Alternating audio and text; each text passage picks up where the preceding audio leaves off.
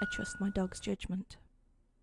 This literally just happened to me, and now I'm sitting in my apartment, all the blinds drawn, and the doors locked. I live in a city, and I work third shift, so needless to say, I've seen some weird shit at night.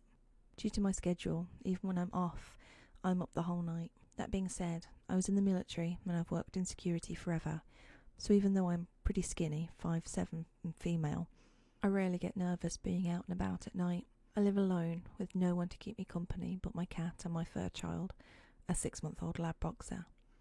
Around 4 a.m, Pup went to the door and indicated he needed to go out. Now, him signalling that he needs to go pee is kind of a new thing, so I jumped at the chance to take him outside. So I bundled myself up, hooked the puppy up to the leash, and out we go. To get to the stretch of land where the dogs are allowed to use the restroom, you have to walk past one other apartment complex and up a hill.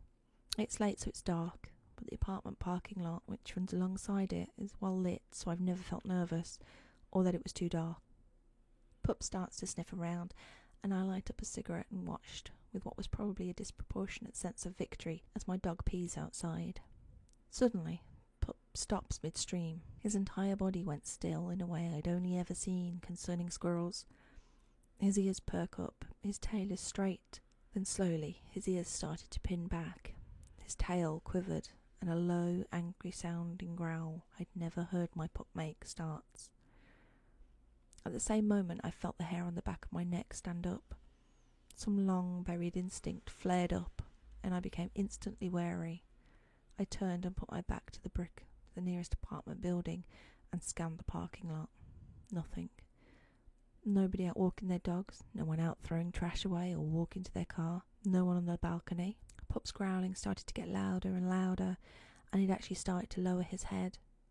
At this point I'd gone completely still, and my reaction to his discomfort was so severe that I'd fallen back on old habits and curled the palm of my hands to hide the cherry of my cigarette, so I wasn't giving off much light. This is pointless, by the way, as I was out in a seafoam green North Face and brown Uggs that stand out like a beacon in the darkness. Never mind the fact that I was standing underneath a light.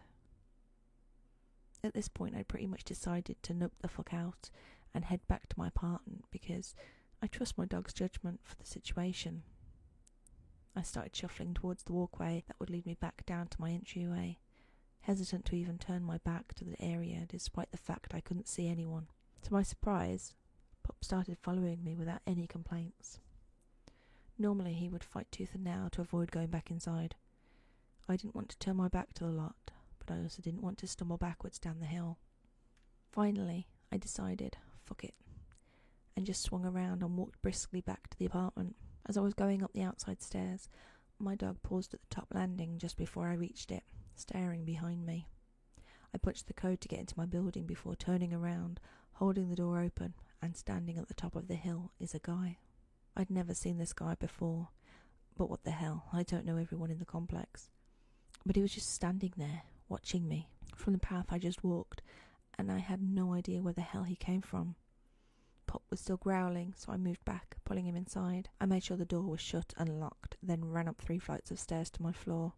I paused at the top, where there is a big window, and the guy had moved further down the hill and was just standing there, watching me.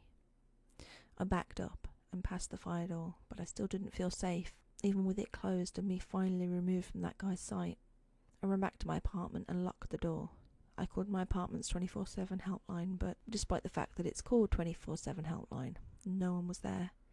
So I'm eating cookies with a huge-ass Bowie knife, watching Rocko's Modern Life. I always watch cartoons when I'm freaked out, and my poor pup probably still needs to pee. I have no idea how I'm ever going to take him out late at night again.